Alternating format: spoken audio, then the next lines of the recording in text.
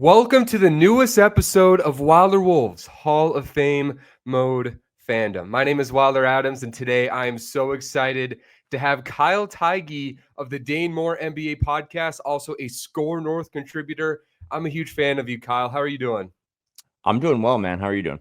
I'm doing pretty good. I'm just thrilled that we're finally in the thick of the off season, right? We just had free agency that started moments ago. The Timberwolves have handed out their cards pretty quickly, and yeah, I'm just ready to get going on those topics. But before we get started, well, just brief breakdown. We're not going to go too far into this because this is mainly free agency episode. What did you think of the draft picks last week? I never do much draft prep anymore because now you and I cover a team that's actually good. So they typically extend into May. Whereas when I started cutting my teeth covering the team, it was like, okay, by April 8th, they're pretty much cooked.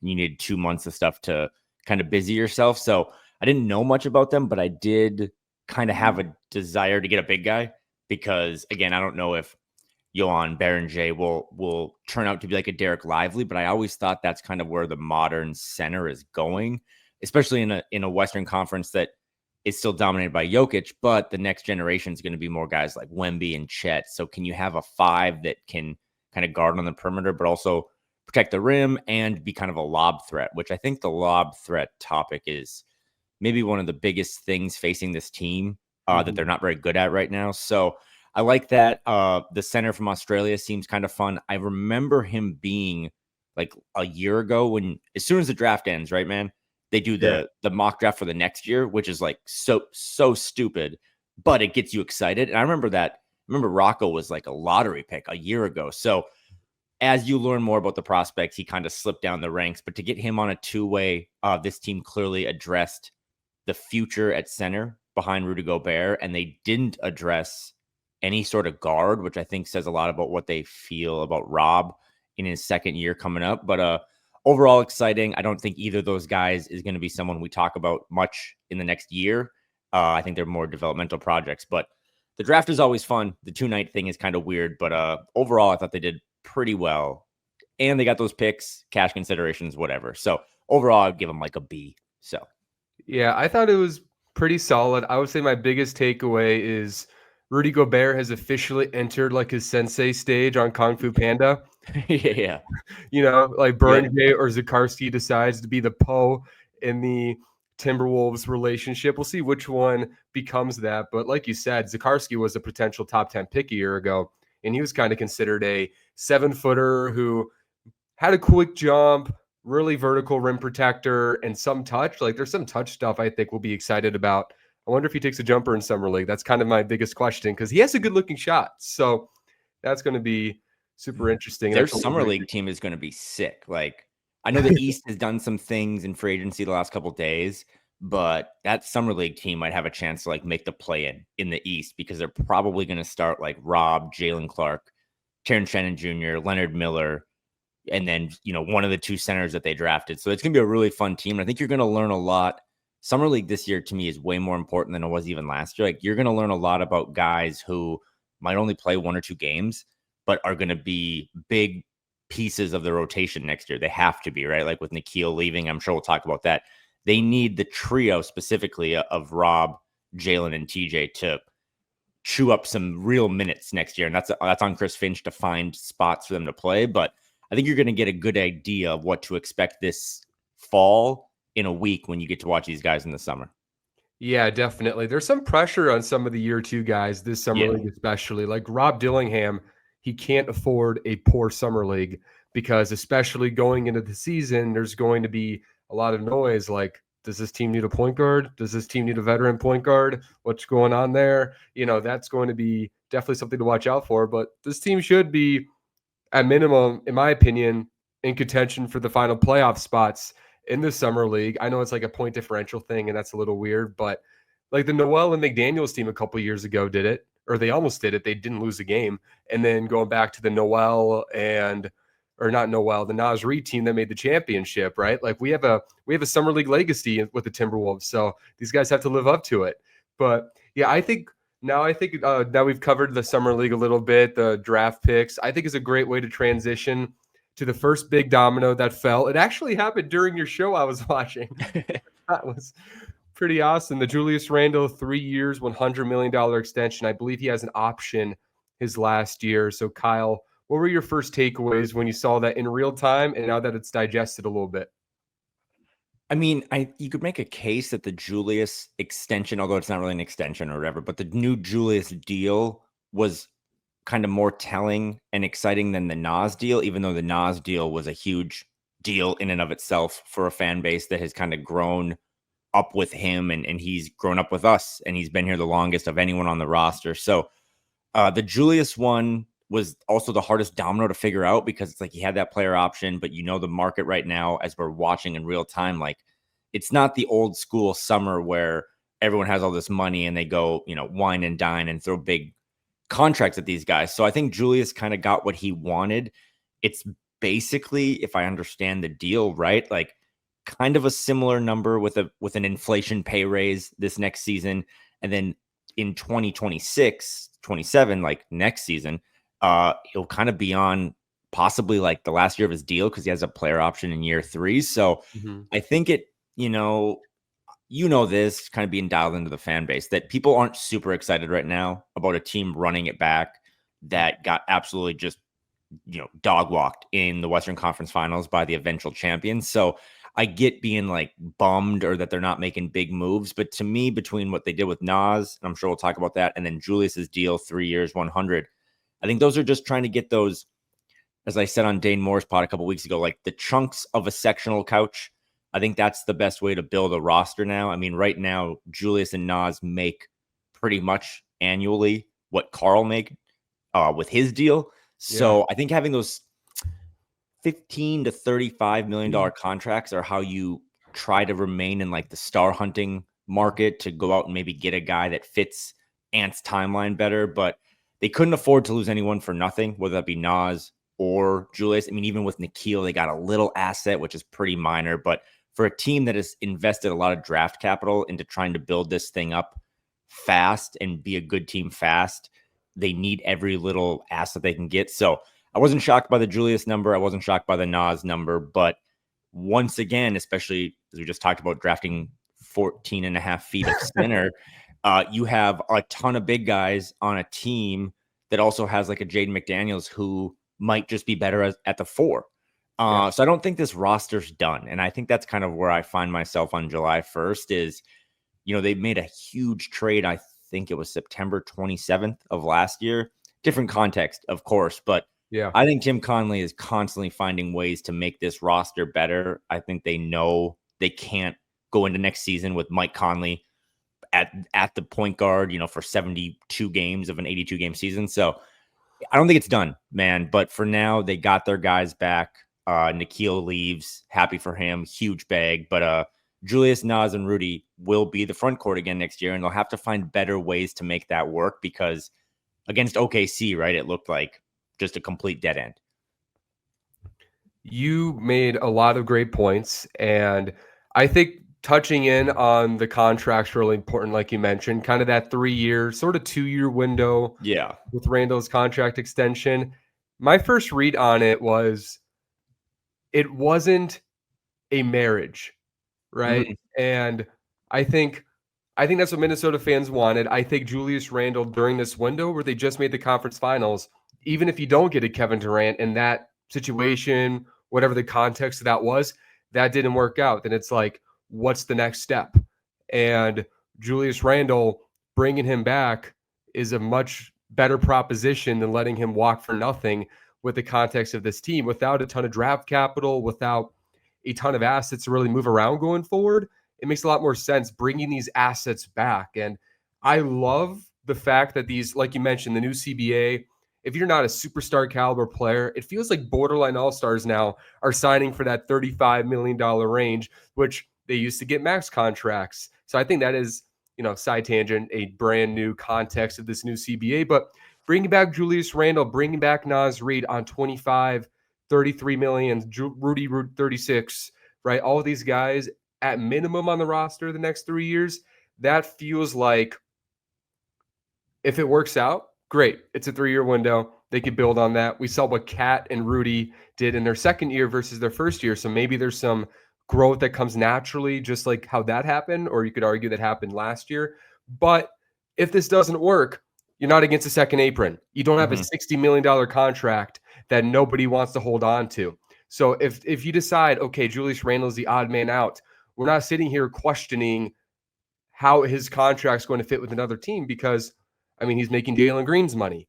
So theoretically, that's a tradable contract. We love Naz Reid. I hope he stays here forever. I literally got a cap of him. But even he, if something doesn't work out, that's a tradable contract. I still think the same with Rudy Gobert. So there's great optionality with this team. And I think, right, to quickly transition, that's why you do the Karl Anthony Towns trade, because to maintain that flexibility. Second apron, 60 million. If teams know you have low leverage, you're going to get a low return. Look what the Phoenix Suns just had with Kevin Durant. So I just think there's more optionality with this team, which is really critical when we don't have final answers in the Anthony Edwards window. And I think you nailed it there with like, they don't have their final answers. Like if you told me next season, so the fall of 2026, that the projected front court was still going to be Julius, Naz, and Rudy, I'd say there's no chance like that. But that's a year from now, or 15 months from now. I think Tim Connelly is just going to constantly be looking at ways to upgrade this roster. And who knows, maybe anyone outside of Anthony Edwards isn't safe long term. But yeah, I think like the Julius one specifically, because everyone's hyped about Naz Reid, and he got pretty much what we all thought he was going to get with about 5 years, 125. But the Julius thing, I think people old school would have been like, just let him go and clear the cap space. And I myself am learning this in real time. Like that's just that it's, I always joke about like updating your iOS on your iPhone. Like that is not the software that the NBA is playing with anymore. Like you need contracts. I mean, even to side tangent, like I think there's a real chance LeBron gets traded or something happens there with the Lakers as we're all kind of digesting his daily press releases and clutch announcements. But in order to trade for LeBron James, you have to like find $65 million in salary.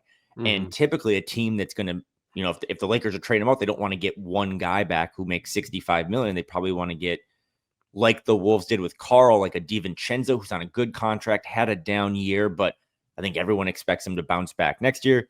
A Julius, a pick. So you have to have those chunks now of contracts. Like contracts are the new free agency. Contracts are what drive activity in the league. It's not clearing cap space to go out and get a guy in the offseason. So yeah, they have the contracts. But now, and I think a lot of fans think this too, like, do you have the right mix of players on your roster? Because again, the last taste in your mouth was them not really having much of a chance against the eventual NBA champs, and they're only going to get better. And those young players like Jalen Williams and Chet are going to develop and get better too. So the West continues to kind of be a bloodbath at the top. And right now the Wolves have stayed pretty neutral. I don't think they've gone backwards, but I don't know if they've taken a step forward. So, but again, as we record this, let's remind ourselves that it's July 1st, and this thing doesn't tip off until about October 15th. So there's a lot of time for Tim Connelly, Matt Lloyd, and those guys to kind of find what the next piece should be. And to side tangent, I thought, to your point with the contracts, I feel like a lot of teams are reacting not to whether you have money or don't have money. It's about whether other teams don't have money, because everybody feels locked up right now. So you can have all this cap space in the world, but if there's not really much optionality, you kind of have to adapt to what everybody else is doing. So like you said, the new contracts that are the most tradable are those $30 million. It's kind of the modern currency for free agency, those highly flippable $30 million contracts. It feels like we're seeing players kind of move their way to certain teams now as well. And I think there's a weird two-side here. It's not final, but just because Minnesota lost in the conference finals, which is a great problem for this franchise 2 years in a row, I think there's still reasons to be excited about what Julius Randle could be in his second year with Minnesota. He just had a much better second half of the year. Yeah, he had a tough conference finals against Oklahoma City, but I would argue a lot of that was as much about, the supporting cast around your two best players not being consistent, hitting open shots. So Julius Randle is in a good position. He's comfortable. I think he's found the balance of being aggressive, but also using that to leverage his playmaking for hopefully players developing as shooters. So what do you think of just Randle's fit, at least for next year, and how that just stands within the context of the West this year.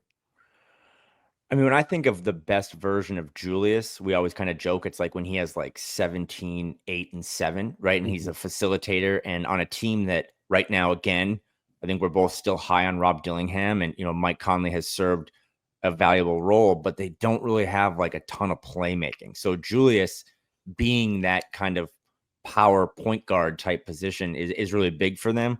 I also think too, like, it was really hard to watch him play against the Thunder and try to post up guys at the elbow and get doubled and turn it over. But then I think about that stat of what the Wolves record was in the regular season once he came back from injury. Like they just were like, 18-2 or something with Julius during that stretch of the spring. So one thing that, and people don't love this, I don't even love this sometimes, but it's a fact, is that last season, there were just a lot of guys that had contracts somewhere in the back of their minds. And if you talk to them, they'll be like, oh, I'm not really focused on that right now. That's my agent's job. Okay. We know that's not true, though. Like, we all think about money. We all think about our future and our career. So, Nikhil and Julius and Nas and other guys that were thinking about, what's going to happen this summer, those all either got cleared up by Nikhil leaving or Nas and Julius got paid. And the best year, in my opinion, of the Tim Conley era was 2 seasons ago when they made the Western Conference Finals. And a lot of guys had either just gotten paid or kind of cleared that stuff up. And there was no real distractions. And they did the really boring thing of they ran it back with most of the same guys. And they went to, the Western Conference Finals, lost to Dallas. So I think that's maybe their formula for this year. Whereas, okay, Nikhil's out. Maybe Mike only plays half the season or something. Dial those minutes back and lean into those trio of young guys we talked about. And that'll be the way they kind of get better. But I just think big picture, the free agency landscape, the Wolves did, as you said, they put all their cards on the table before July 1st, and they got guys back that are easily movable. Because as you're watching, man, like these trades that are going on, the Nuggets this morning get Valanciunas, Rudy at that number, Julius at that number, Nas at that number, Jaden at that number, with a salary cap that's expected to go up by about 7 to 10% every year. Those are really easily movable contracts. So you don't have to be a team like Nas is making 125, right? Yep. That's the number that Damian Lillard is going to cost the Bucks for the next 5 years, not being on the team, right? By the fact that they stretch his contract. So the Bucks are basically paying a Nas Reed type salary to a guy that doesn't exist on their roster.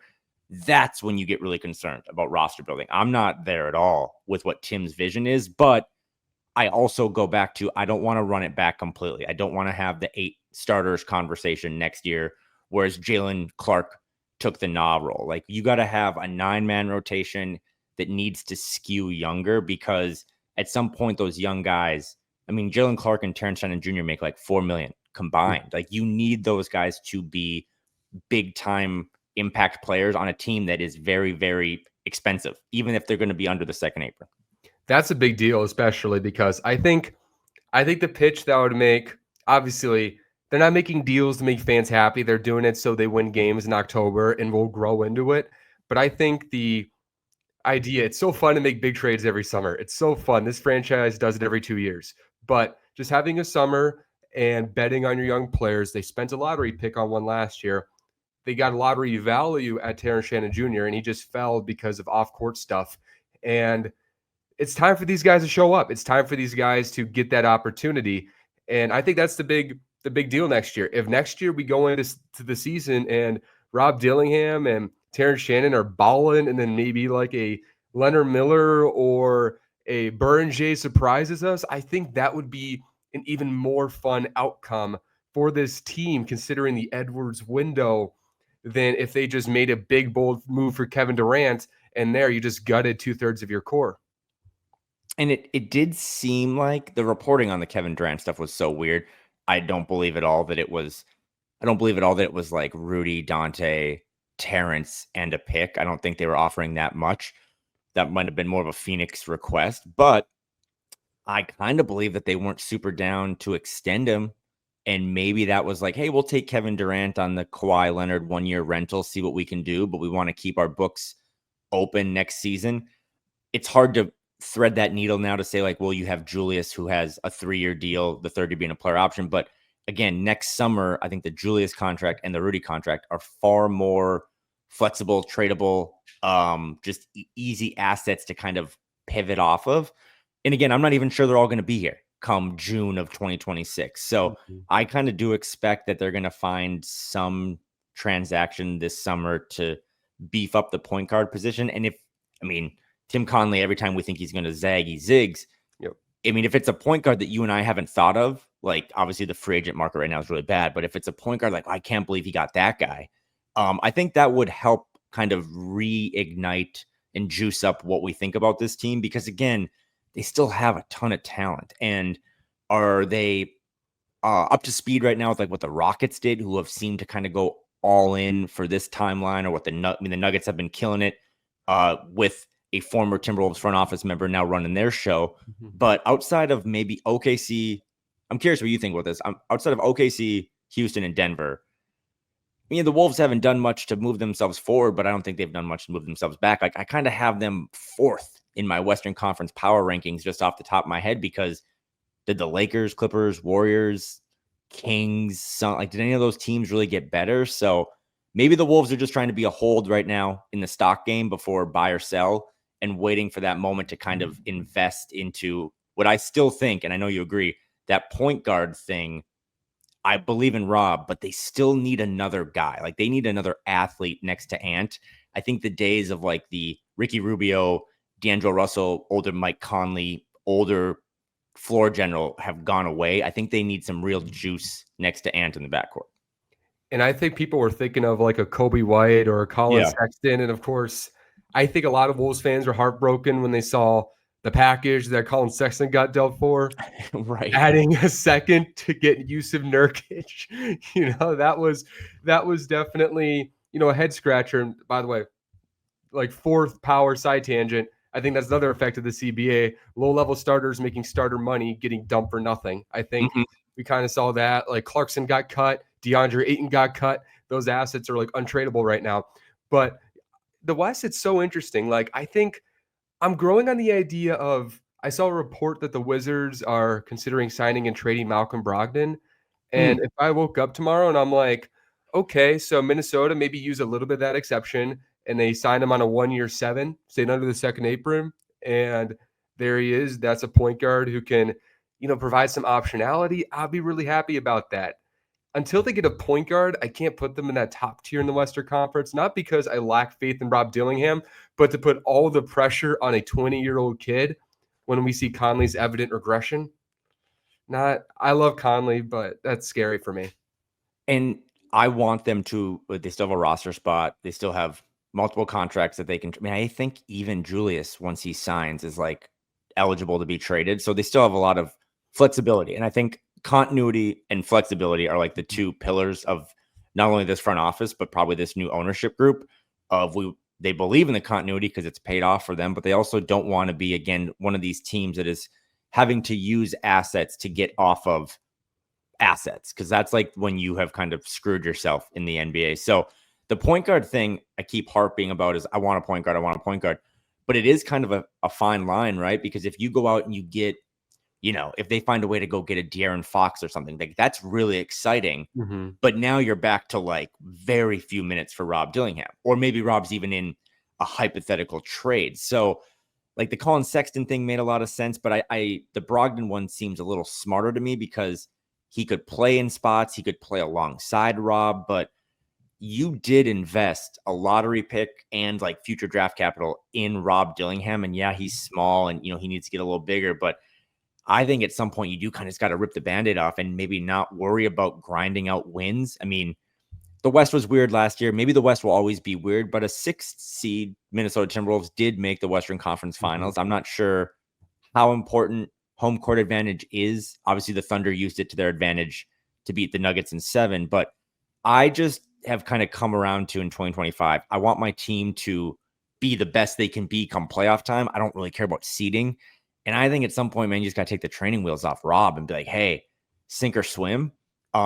Should they have done that more last year? Yes, but now might be the time, because again, like, are you going to be way more inclined to buy season tickets if Malcolm Brogdon is added to the roster? Probably Only not. For the sickos. Only for the sickos. This needs to be the young guys, again, should have played more, and that was my biggest gripe last year. But, to Finch's case, they did win a bunch of games and they made another run. But you got young guys on this team that we're all really excited about, not just traditionally as fans, how we're like, oh, Alexei Shved, I don't know anything about him, but he seems sweet. Like these young guys, you have Terrence Shannon Jr., who clearly showed he's a real guy. Jalen Clark was all world defense in college. And then Rob comes from Kentucky, man. Like I will bet on Kentucky players being good in the league. So it's going to be a fascinating next couple months. And again, it ties back to the summer league thing of I want to see Terrence, I want to see Jalen, I want to see the young centers, but I'm tuning in every game to watch what Rob Dillingham can do, because if the best thing, and this sucks for you and I, because I know you have like a residency in Vegas in July, but Rob Dillingham only playing like 2 summer league games would be the best. Like if he just comes out and he's like, oh my God, he had 28 and 12. We should shut him down because we don't want him to get hurt. That would be like the best case scenario for Rob, is to just show out for a couple of games and then let his teammates kind of have the rest of the summer. Yeah, absolutely. I think Rob Dillingham, we saw it with like Jabari Smith a couple of years ago. We saw Brandon Miller. They just walked in, they light crap up, and then they're just done for 2 games. Like if Rob Dillingham could do that, I think we're all feeling incredible. And definitely to make a cross sports comparison. If Rob Dillingham is JJ McCarthy, let's just say this hypothetical, right? JJ McCarthy, redshirt first year. I know McCarthy was hurt year 1, but redshirt year 1 for both. And then you get a quarterback who's not going to threaten him, right? Sam Darnold, if McCarthy's healthy, if McCarthy's good enough, he's going to play over Darnold. But Darnold's also good enough where there's less pressure for McCarthy to play if he wasn't ready. Like Rob Dillingham, if you have a Malcolm Brogdon, that's your Sam Darnold right there. Somebody who is good enough to start. And if it works, great, great. If you're contending with Brogdon, great. But ideally, Rob Dillingham shows he's better than Malcolm Brogdon year 2, and then he's the starting point guard. I feel like that would be the best case, because I think you look at the stats, how he did year 1. I think we all got a bad taste in our mouths a little bit just after the Utah game when the game was super easy, then suddenly it was really hard. But I do think there's a world where it's like, well, this is actually Kemba Walker or Darius Garland. And I think if that's the case, then we're talking about this team in a whole new context. If you're watching on YouTube right now, like you can see like disdain in my face, and it's not because I hate that take. It's that I'm pretty upset that I never thought of it myself, because it is pretty much, again, you don't have to love the front court of Julius, Nas, and Rudy, and maybe you think there's a little lack of spacing there and stuff, and I get all that, but at the end of the day, like this is pretty much a roster that if you plug in the right point guard is really good and really dynamic and has a ton of athleticism, hopefully enough shooting. But I'm with you on that. And like to the Vikings point, but this is again the threading of the needle. If we both believe in JJ McCarthy, but if JJ McCarthy struggles or he's not able to go from walking to sprinting right away, the rest of the roster, it's like, well, we're ready to sprint, right? Like you have one of the best wide receiving cores in the league in with Addison and Jefferson, and you have all these running backs, and your offensive line is top 5. So as a front office, you're like, well, we need this guy to be able to sprint on week 1, game 1. And that's probably what they're worried about with Rob a little bit. I've seen some people being like, Rob should start. I don't hate that early in the season, but if it's really rough, same with McCarthy, right, man? Like you can't then sit him. So this summer league, these training camps, all this summer for both of those franchises are going to be really big, because if everything else around these guys is kind of ready to win right now, like I think a Vikings fan would say the rest of the roster, defense, offense, whatever, is ready to win. But the most important position, the quarterback, we don't know. I don't know if Rob's the most important position or guy on this team, but he's a really big one. And if he can be as dynamic as he flashed in summer league, he also had a lot of weird ankle injuries that he just kept picking up. And you know this, playing ball a little bit, like you roll that ankle the first time, it's just a lot easier to roll it again. So his durability is a question mark I have. And another reason why, okay, maybe the Brogdon thing is like good insurance. But that's a great analogy. And I just want to virtually pat you on the back for being like, JJ McCarthy is this team's Rob Dillingham, or vice versa. Thank you. I think with my Twitter history, I've shown my obsession with JJ McCarthy. So I'm just praying that he lives up to the hype, because I've tweeted like 10 times, like, save this tweet. He's going to be this. So I'm ready for the floodgates to happen with the JJ McCarthy thing. And yeah, it's just, I don't really know the point guard position. I don't know how to feel. Are we happy? Are we scared? Is it a mix of everything? I don't know. How are you feeling, Kyle? Oh, and not to hammer home this point that we just made, but if JJ McCarthy is the long-term answer, but short-term just not good, what do the Vikings do? And I think that might be what the Timberwolves are facing. And again, we don't know. We haven't really seen him much. We're not at practice all the time. But if Rob Dillingham, if someone would tell you, like a wizard, right? Or a fortune teller, like, hey, Rob Dillingham's gonna be really good, but it might not be till he's like 22. Mm-hmm. Well, what do you do right now? Like, okay, well, we're pretty much set up to try to win games right now. I think it is just a really fine line to walk for both Chris Finch and Tim Connolly. But I'm also just at the point too where I've seen enough of a current. That's why I'm anti running it back. Like Mike Conley is a really important player, not only in that locker room, but in stints. He's really smart. He hits big shots. But over an 82 game season, I don't think he should be playing more than 20 minutes. I don't think he should be playing more than 50 games. You do need to take the training wheels off the guy that you invested in. And if you know behind the scenes, and I don't think this is true, but if you did know that, hey, maybe Rob's not the guy, then you probably need to get out from under that sooner than later. They've made no indication, right? Again, going back to the draft, no guard was acquired by them in the draft. They seem pretty comfortable there. So again, I think it's kind of time. I have some friends who have kids who are starting to like go into swimming classes. And apparently what you'd kind of do, and don't quote me on this, I don't want to get in trouble, but you just kind of throw the baby in the pool. And like they're naturally like the human sense of like turning their head around so they don't drown is what helps them learn how to swim and survive in the water. That might be what you do with Rob Dillingham, man. Just throw the baby in the deep end and see if he can tread water. Don't take that as parenting advice, by the way. Like you and I don't have kids, so I don't know if that's exactly what we're supposed to do with babies, but I have heard that is a technique to get kids up to speed with swimming. So I don't have a kid, but I do have a bulldog, and he accidentally slipped in the pool last year, and I think I got PTSD from him trying to swim. So I'll take that into account long term with throwing the baby in the pool, because the bulldog in the pool not only does he make a big splash because he's like 80 pounds of dead weight, but it did not go well. So I didn't throw him in the pool, people. Trust me, I'm not crazy. He slipped in the pool, I promise. But yeah, there's like 70-pound difference between that baby that gets thrown in and your bulldog. But I'm glad the bulldog. What's the bulldog's name, by the way? His name's Tommy Boy. Okay, good dog name. Thank you. It's the I'm sure you remember that movie. Oh yeah. We got good a dog name. Proud of you.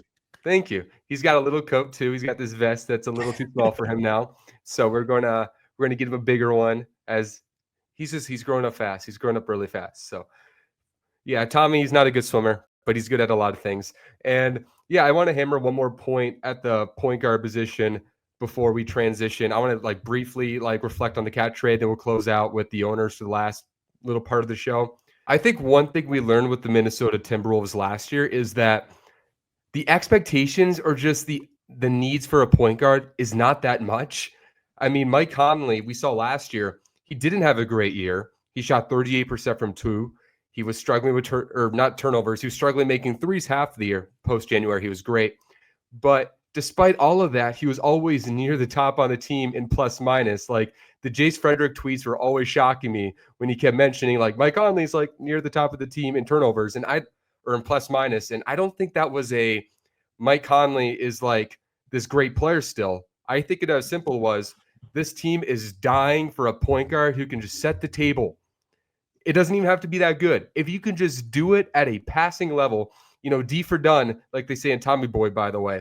But if you can do that, then you're valuable. If Rob Dillingham can just take care of the basketball, if they get a veteran who could take care of the basketball, and Dillingham can also add the dynamic juice that we drafted him for number 8 overall, I think Rob Dillingham is going to have a ridiculously good second season. But if he just does the simple things right, which is a lot for a young player, that's going to be the necessary step forward for him. Yeah, I think it's pretty clear now. Again, I've always been pro Chris Finch, and I think the facts and the record and the playoff success show that he's the best coach in franchise history, just, up there with the great Flip Saunders. But I also think Finchy is just a little conservative, and that has played out pretty well. Again, like this team just makes the playoffs and wins a lot of games under Chris Finch. But I'm also to the point now, and this is really hard for like me, and I would imagine you to kind of navigate. But if you could, again, going back to the wizard fortune teller thing, say, hey, this team isn't going to make a big splash this summer. They're going to run back Rob, and and Mike and a little Dante at the point, and they're going to make the Western Conference Finals again and lose in 5. I think at that point, despite I've always been, hey, this franchise has been a dumpster fire for so long, like winning games is fun.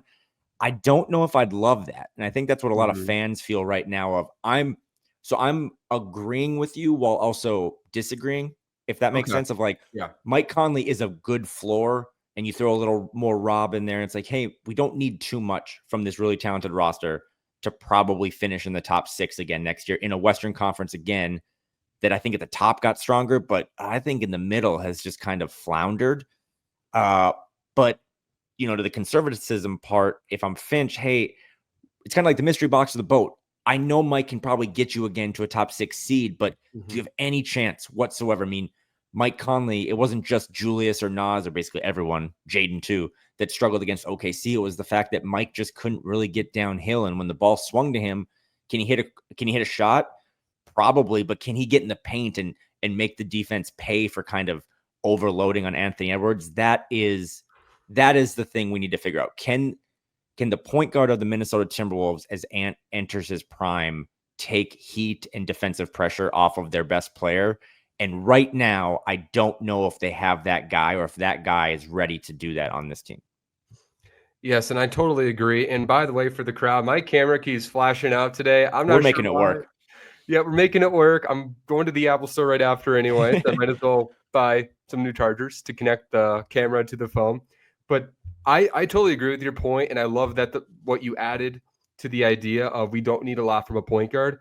I think that the floor of a conservative point guard on this team is really high. But if you can add that with some dynamic juice off the dribble between what Rob Dillingham can do and maybe I'm starting to build on the Malcolm Brogdon idea, those type of players. If you can get that balance of efficiency, but also a dynamic play, I think that makes a huge difference on this team. And that's why the young players are so critical, because Terrence Shannon, Rob Dillingham, theoretically, these are more guys who could put the ball on the floor. And that's what, at the end of the day, killed us against Oklahoma City, because we couldn't put the ball on the floor. And they have all of these guys who can swarm on you in the perimeter from the half court. And our guards just didn't know what to do about that. If you can just match their physicality, match their speed with the ball, which Rob Dillingham and Terrence Shannon we hope can do, I think that would be the growth that this team needs. And that should be a reason for optimism, because a lot of things that we need, that could be delivered by the young players if they live up to expectations. Yeah, and I think it's a bad idea to try to build your team to beat one team. You know, it's like I don't think Tim Conley and that staff are trying to build a roster to beat OKC. I think you do need to figure out, like, was there a trend that we saw in the finals? Because OKC had a lot of problems. They ultimately won it, but they had a lot of problems because their opponent, Indiana, just had a ton of guards that could just, as you just said, put pressure on their defense, get to the rim, create for others. It wasn't just Halliburton, who, I mean, for most of that series kind of struggled, that calf injury, and then ultimately that devastating Achilles tear. But the Nemharts of the world, the Matherins, all these other guys, like obviously our guy TJ McConnell, like they just kept bringing in more and more guards to switch it up and give different looks.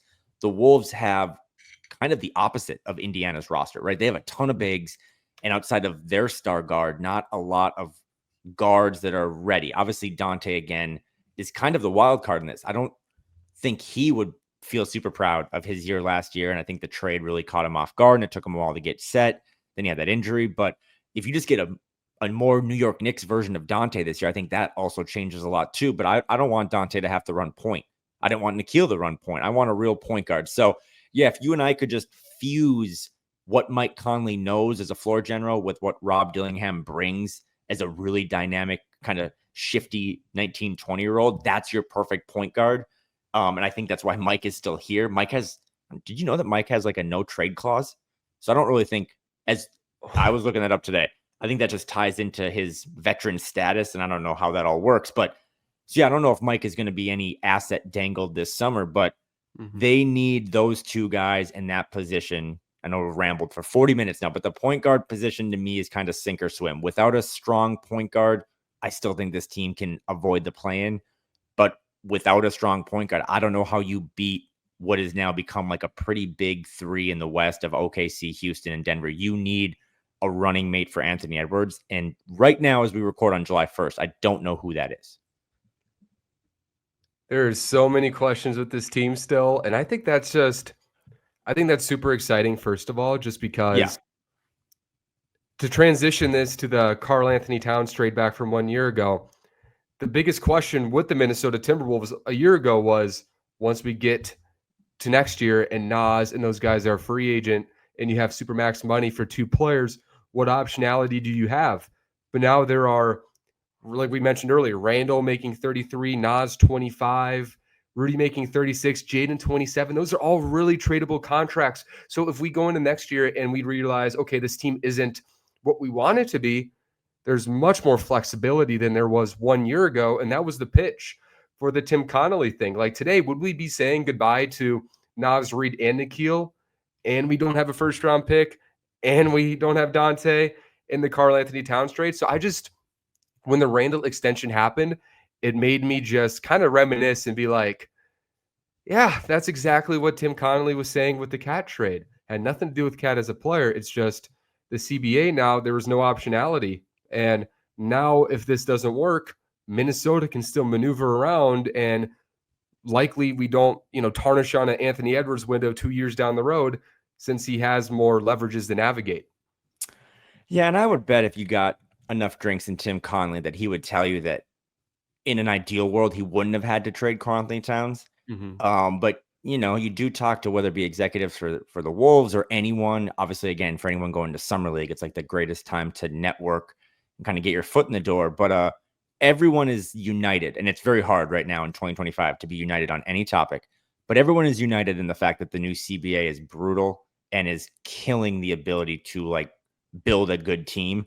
And it even punishes you. Like, we'll see what OKC does down the road. They have the best GM in the NBA, but even them, like, teams are now being kind of punished for drafting well, and you can't even retain all your guys because of this second apron and those penalties. So again, the Karl Anthony Towns thing, and Jace Frederick kind of summed it up like this, and it's not a perfect comp, but it does kind of give you perspective on what Karl brought them back. But they have Julius now long-term on still a very movable deal. You got Dante, who, again, bad year, but still a really good player on anyone who is a good 3 and a little D guy that makes $10 million a year. That's like one of the best contracts in the league.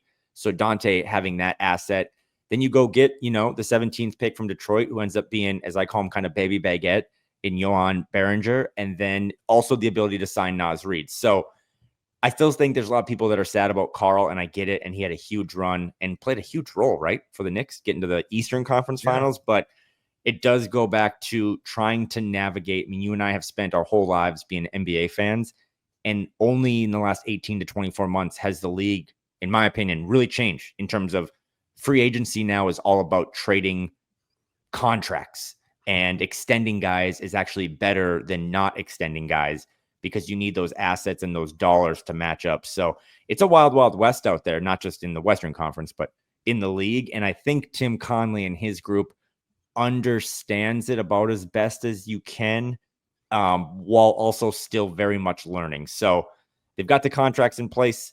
It is about a year removed from the KAT trade. Both those teams, I think, won the deal. But that Pistons pick becoming Berenger is not something to scoff at, right? Because I think you and I are both pretty high on him. And without making that KAT trade, you don't have a first-round pick this year.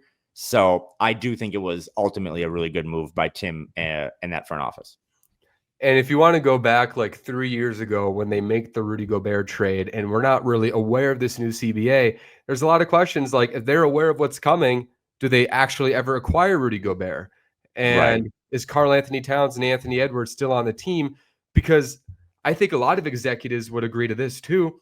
The fact that they just like threw the slam dunk on you and everybody had to figure it out right away, that was a big problem with the CBA. Because like, if they found out, okay, this is going to kick in let's just say 2023, and you have 2 years to figure it out in 2021 or 2024 based on the timing of these CBA meetings, I don't think Minnesota does something to deal KAT. I don't think they acquire Rudy in the first place. And we all love Rudy, but this wasn't about like betraying Karl Anthony Towns. And I think sometimes I felt like on social media, that's how, some people try to frame it. But like you said, it's worked out with both teams. Both teams made the conference finals. They've both got what they want. KAT was fantastic next to Jalen Brunson. Minnesota, they have a lot of good players. They're deeper now, but they also don't have to lock in on two players. It's one player and then four contracts behind him. And now you can kind of see, okay, which pieces fit and which ones don't. And we can trade the pieces that don't. And the Nas thing specifically, because again, pretty much everyone on this roster, right, left a bad taste in the fan base's mouth because of how that OKC series went. And Nas had his struggles, but you have to remember, you're not paying these guys on these new deals or these extensions for what they did in the past. You're paying for what you hope they do moving forward. We were talking about this with Dane Moore. When Ant signed his rookie extension, he wasn't the league's best 3-point shooter, right? Like that's just something that he then developed into being.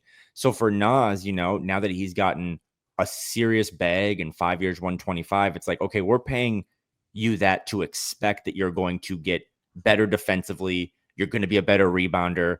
Because to me, I mean, this is kind of out there. And I know there's a lot of guys currently on the roster that we're kind of throwing away in this hypothetical. But I think of this team in Ant's prime of having more athleticism, more spacing. So like a Berenger at the 5 and Nas at the 4 and Jay, like length, shooting. Maybe Rob has finally fully matured into like a really dynamic get out and transition point guard. So I think you need to see that at some point. But again, I think they're more in a neutral holding pattern, which is so boring.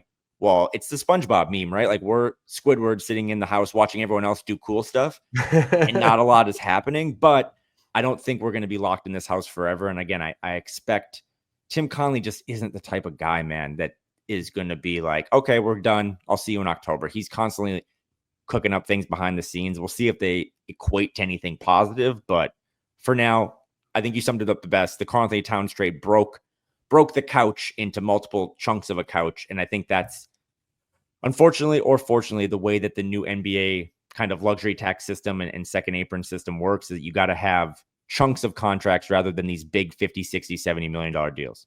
And it's so great to have a GM that you can, or Pobo, who you can trust navigate it, because Matt Lloyd's also pretty awesome.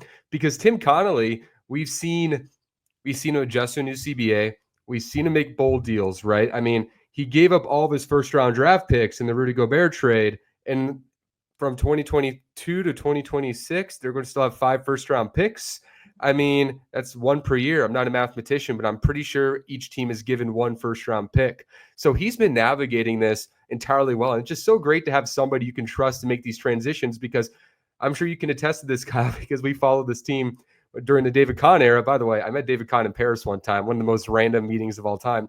But we used to worry about whiffing on second overall picks.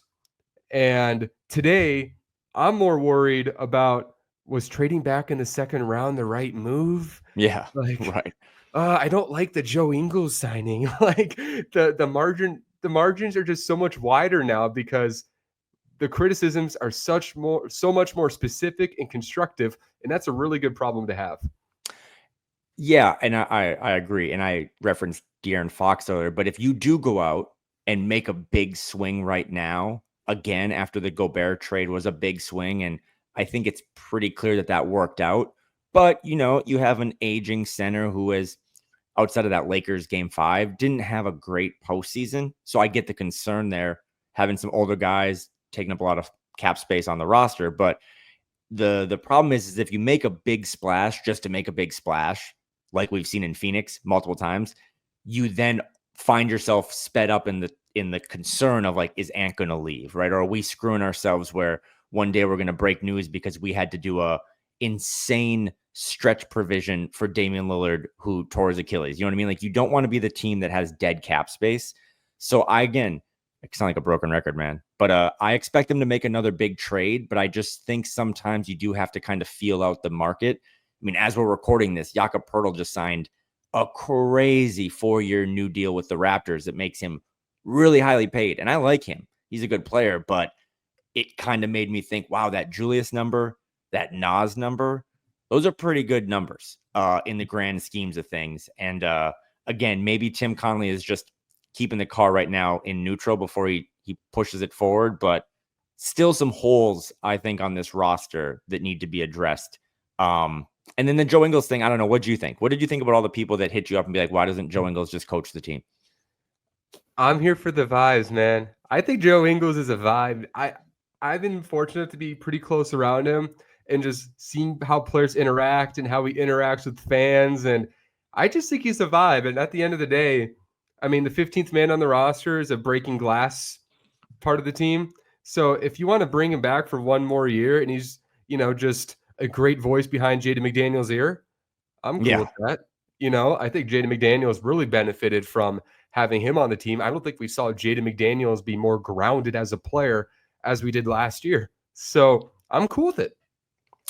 It's tough because we're just outside of a track the pack episode on YouTube. We're not really in that locker room much during the heated moments. Like we get in there pre and post game for games. But when they lost Kyle Anderson, they lost a pretty big voice in that locker room. Kyle sat in the first seat when you entered the locker room.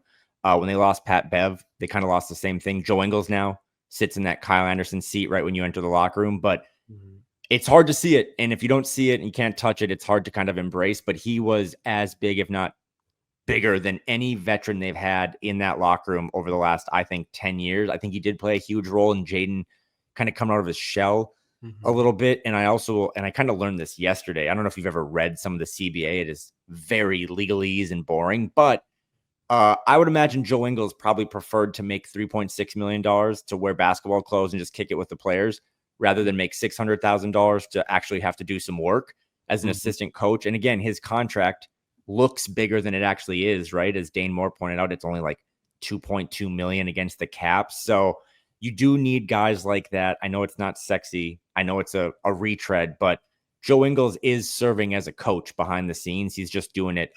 Again, my advice to the youth, don't ever take a pay cut. Like once you take a pay cut, you kind of set yourself up for failure, and years of service in the CBA. Like I think this ties into like a pension for Joe Ingles and how much more he can make once he retires. So there's a lot of stuff in nitty gritty things we don't always know, but yeah, I'm not surprised that Joe Ingles said, hey, I'd rather be a player than a coach, because players live much better lives in the NBA than coaches do. And it's probably great to just be a player and have a player who can kind of have that coach type role, somebody who's kind of separate from the coach, but also provides that similar type ethos. Because I'm sure you've had this, like when I hear my boss talking for too much about one thing, it's kind of nice to have a more experienced mentor next to me, just have a different perspective and just kind of like bridge the two ideas together, So I think Joe Ingles, that's a pretty good benefit, just having somebody who you can talk to on the side if, you have a further question from the coach, or you just need someone for vibes and doesn't have the same, weight or pressure of a coach. I think that provides value, like you said, that you don't see from, TV or Track the Pack or any of that. And again, like Udonis Haslem won titles and had a huge role in a long, like over a decade of Heat culture. So I'm not trying to comp Joe Ingles to Udonis Haslem, but that's kind of how you build it, right? Is you have a veteran who has seen a lot, been around a lot, played with a lot of different guys, and has no desire. Because I think the frustrating thing for fans is like, why not use that spot on, a younger player who could play more? Well, we're coming off a season where we're already pissed off that the guy that was drafted 8th or 9th overall didn't play. I don't want Jesse Edwards, Joe Ingles to ever sniff the court. But if they're happy with that, then I'm happy with that. So this team shouldn't go 14 deep. They should really find ways for Rob and Jalen and TJ to play. And if Joe Ingles is more than content to just occasionally inbound the basketball, I know it's crazy. He's like a third string bullpen catcher that makes like $2 million just to go catch guys, warm up in the bullpen. Great job for him. Great job for us, because again, he's not going to get upset come January if he's not playing. He's very content in his role. And I do think you need one of those guys on every successful team. One of the most underrated stories I'm just going to be watching on the side is, Joe Ingles and Roko Zakarski's interaction after Zakarski low-key roasting him at his rookie press conference. That's going to be pretty interesting. Yeah, and kind of shades of when Flip Saunders had this young trio of Zach LaVine and Wiggins and Karl-Anthony Towns and a young team in general. And then he went out and got like one veteran for every position group. It was like Andre Miller for the guards, Tayshaun Prince, Kevin Garnett. That's not exactly what's going on here, but to have two rookie centers who are like both 18 years old, one from France, one from Australia, it's probably got to make life a little easier and help them get up to speed more, to my analogy of can you go from walking to sprinting, to have an Australian national player on the team, a French national player on the team. I actually do think, again, very Hallmark card vibes topic, but I do think that'll help those guys get acclimated, because both those centers, as we talked about almost an hour ago, are projects, but you don't have 4 years to get that project ready. Like those guys, in my expectations, like a year from now, need to be sniffing the rotation, and to have two veterans that can literally speak the same language, but also kind of help them acclimate, I think will be really big. And I know a lot of Timberwolves fans, when we had pick 31, really wanted Rasheer Fleming. Yeah. And I just want everybody to know, if Rasheer Fleming was on this team as a wing, he's probably not playing until the next presidential election. So we can keep that context. Zikarsky might have a more clear path to playing in a couple of years. And Kyle, you've been so great being on the show nearly an hour, so I don't want to keep you on for too long, but I would love your perspective on the brand new ownership. You know those guys pretty well now over the last 4 years, and I watched your Dane Moore podcast interview with them. I'm just curious, like, from the perspective of Timberwolves fans, what was your takeaway just talking to them over the years about what they're going to bring to the franchise? I think anytime you make a change or a transition, there's risk, right? I mean, there's a reason that people are risk averse, or they don't, like, I, in my personal life, fear change, because as you change from your comfort zone to something else, you bring on inherent risk. You don't know what that could be. Glenn Taylor was pretty safe, albeit not super successful. A lot of the things he didn't lead to winning. Yes, I know he saved the franchise from moving, but I think it was, like anything, it just become really stale. I think it became stale on the business side. I think it became stale just front office wise. Again, a lot of the changes that have happened, right? Big game hunting to go get Tim Connolly, which then leads to a big game hunting Rudy Gobert trade. All this stuff have been under Tim Connolly's watch, which was a Mark and Alex move, the new ownership group. So It took way too long. I don't think you'll ever see again an ownership sale that takes 4 years. Obviously, the last year was all about the legal process. But Marc Lore's big thing is like vision, capital, people. They clearly have the capital. The NBA has reviewed all of their bank accounts, and they have the money to not only buy the team, but run the team. The vision, I think, is like the TBD part. They've talked about it when we did the interview. They'll talk about it in a couple weeks at a press conference in Vegas, what they think for this team. But their vision's kind of been stamped already by getting good people in place and then letting those people make decisions, right? Like, from what I understand, Mark and Alex are very hands off when it comes to basketball decisions, as they should be. They're not basketball people. Tim is a basketball guy, and he's made a lot of good moves. So I think it was just time. I think Marc Lore is going to do a ton of stuff on like fan experience, the business side, making it a better experience for fans. I wouldn't be surprised if they dim the lights in the lower bowl at Target Center to kind of make it more of that theater style you see at Madison Square Garden, or even at Staples Center. And then on the player side, the business side, like Alex is going to have a huge role in that. We can laugh about it, but those guys look up to a guy that played at the highest level, made a ton of money, hit 696 home runs. It's easier for Anthony Edwards to relate to what he's going through with Alex Rodriguez than it is for Anthony Edwards to relate to what he's going through with Glenn Taylor.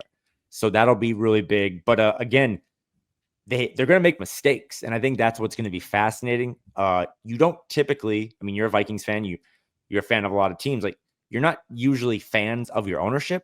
Like, they're kind of out of sight, out of mind. These guys have been in sight a lot because it's just everyone was dying for them to take over. So I expect them to continue to that VCP model, invest in the best people, which will then allow that vision to be carried out. And you can't do all of that without having the capital. And in 4 years, man, you want to talk about like a presidential term, this thing is pretty much doubled, if not double and a half in value. This is not a $1.5 billion franchise, especially with all the teams that have sold.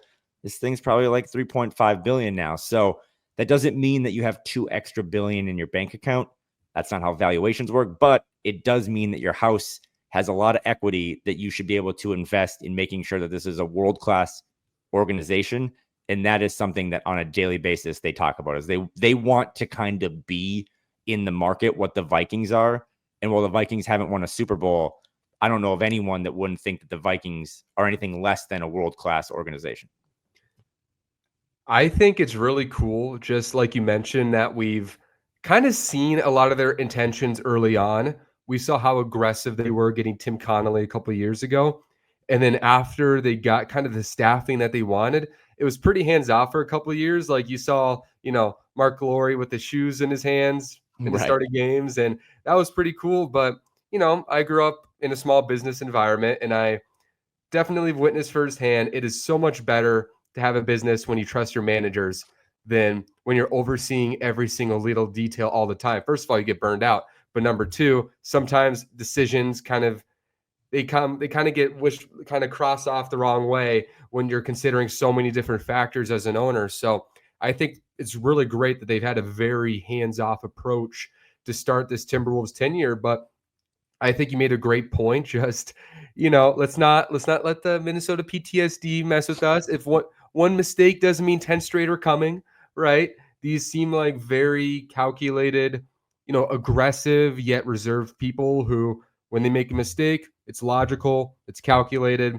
and if you make enough calculated decisions, maybe 80% of them work and 20% don't, but you're still trending up. So I think there's a lot of reason for everything you mentioned why Minnesota fans should be optimistic about this brand new ownership. And I have a question just about on top of not only just the stadium, because I think that's a big part, the operations within the organization.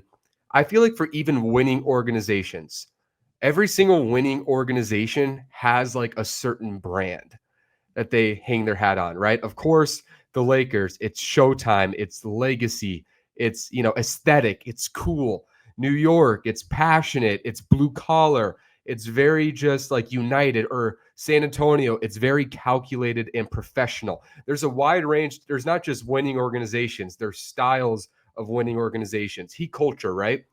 What do you think, just from kind of watching them and listening a little bit, what is that brand for the Minnesota Timberwolves that they hope they're building?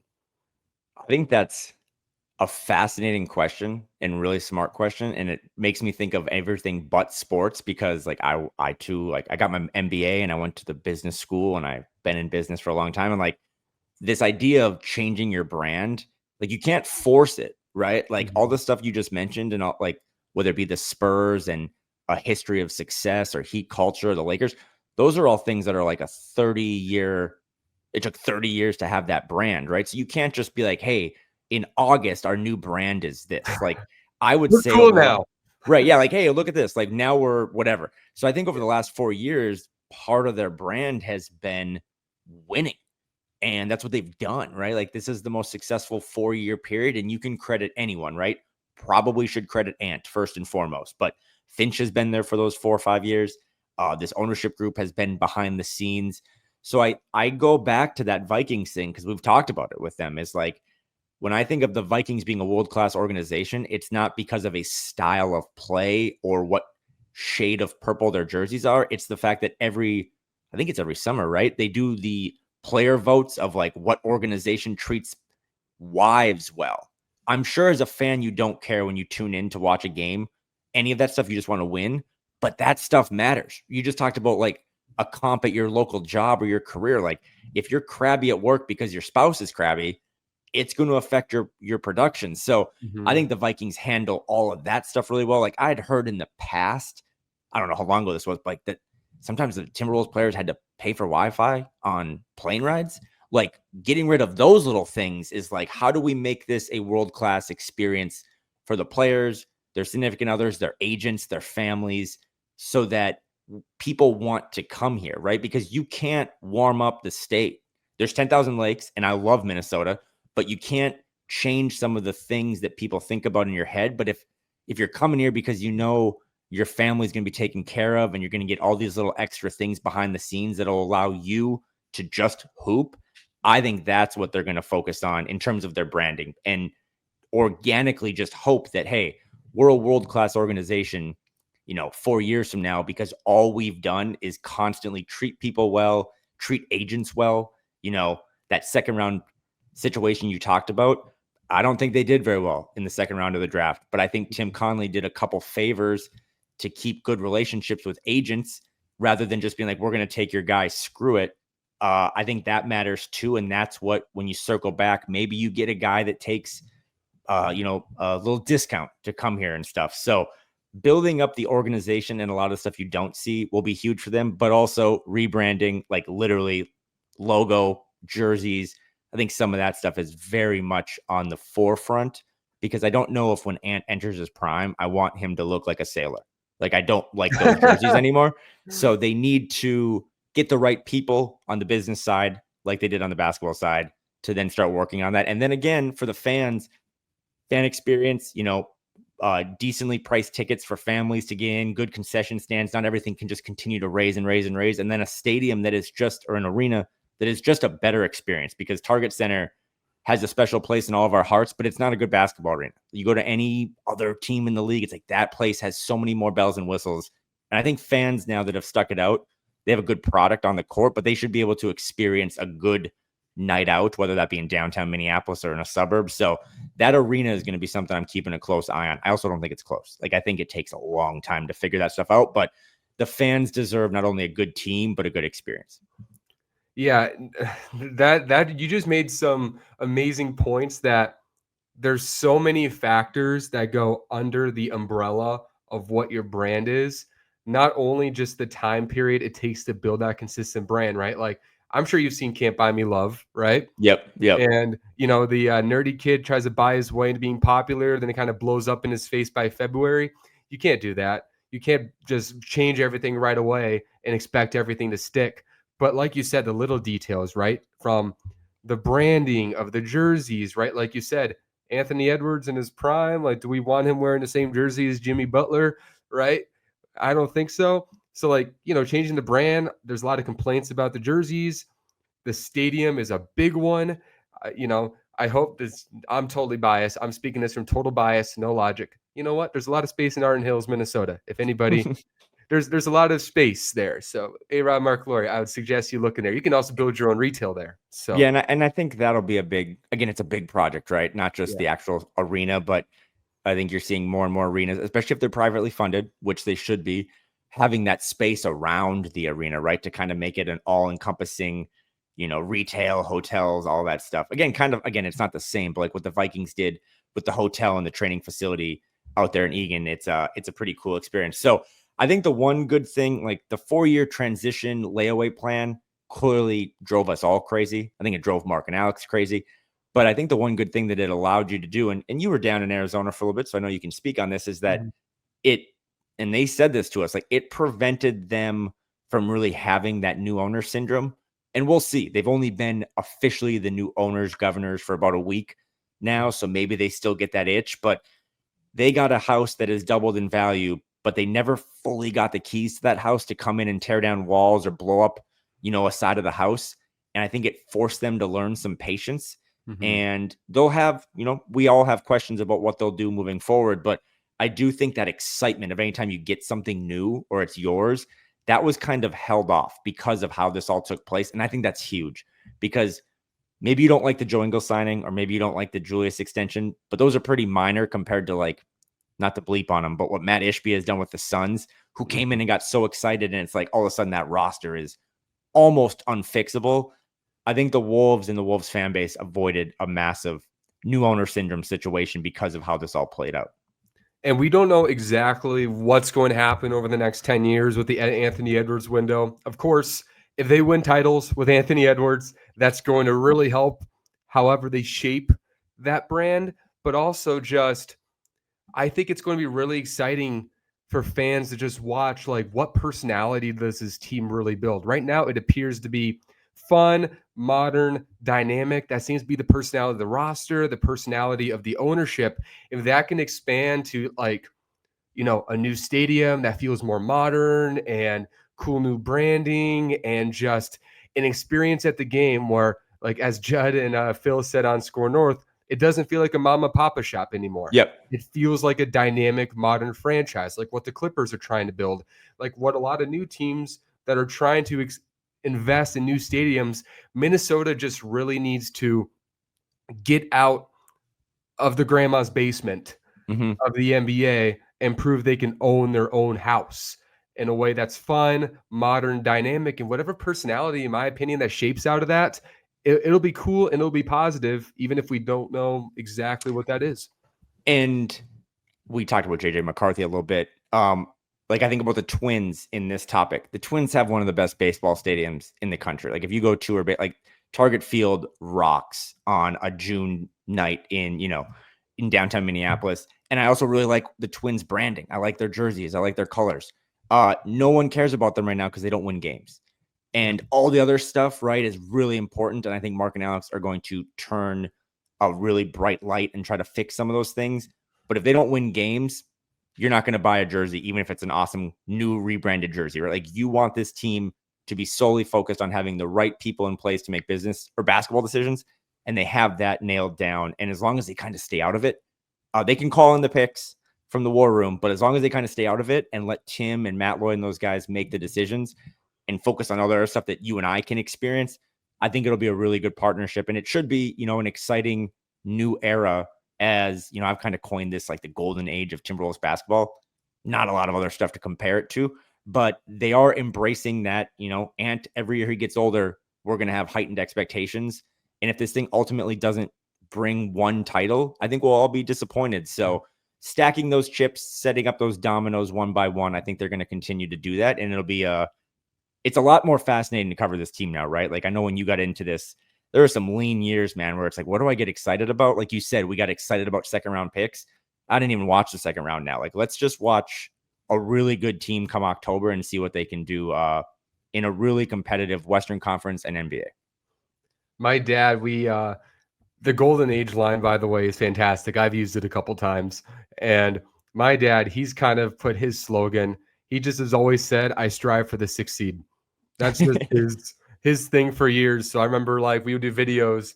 We were at an event a couple years ago and Minnesota won a game and we're the 6th seed for like 10 minutes. He made sure to like distract the event and just put up the camera and go, we are the 6th seed. And then everybody started celebrating. So like, we want to get away from that. We want to get away from that and build your best chance. You can't control fate, but if you could put yourself in the best calculated position to win a title, I think that's all you can ask for. Yeah, again, the idea of building a team to stop one team. If everyone in the East had built a specific roster to beat the Celtics because they thought that's kind of the new dynasty, all it takes, and again, knock on wood, is just one bad injury to a guy to completely flip the script.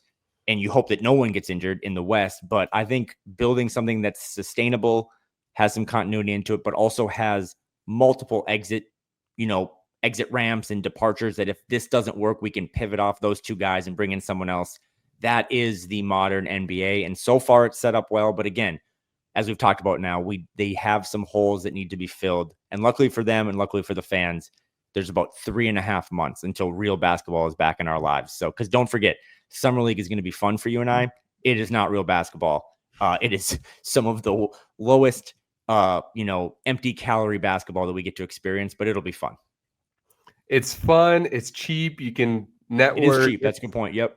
Yeah. So anybody who hasn't gone to the Summer League, the first time I went was a couple years ago. Like once you get to Vegas, it's like $40 a day to go to like as many games as you want. It's great.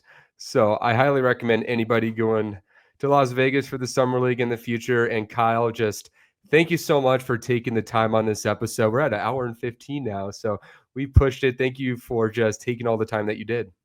Absolutely, man. I'm really excited about this. Again, if you're listening to this, this is going to be one of the new, I think, consistent pods in your Rolodex of weekly coverage coming to the Timberwolves. So you've been doing this for a while. You went to school for this. You know what you're doing. So I'm sure this won't be the first or the last time, I should say, we talk. But I'm really happy for you, proud of you. And this will definitely be something I'm subscribed to moving forward. Amazing, Kyle. Yes, absolutely. This is going to be something that will be consistent. It'll be intentional. My DMs are wide open, everybody. I always want to learn how I can get better. I'm not walking in like I'm going to do this and do this like Matt Ishba in Phoenix. Sorry, Matt. But I genuinely want this to be a great fan experience. So if there's any way I can make this a better product, if you have new ideas, I'm going to be happy to hear it and we'll build on it. And thank you, everybody, so much. This is Wilder Wolves Hall of Fame Mode Fandom.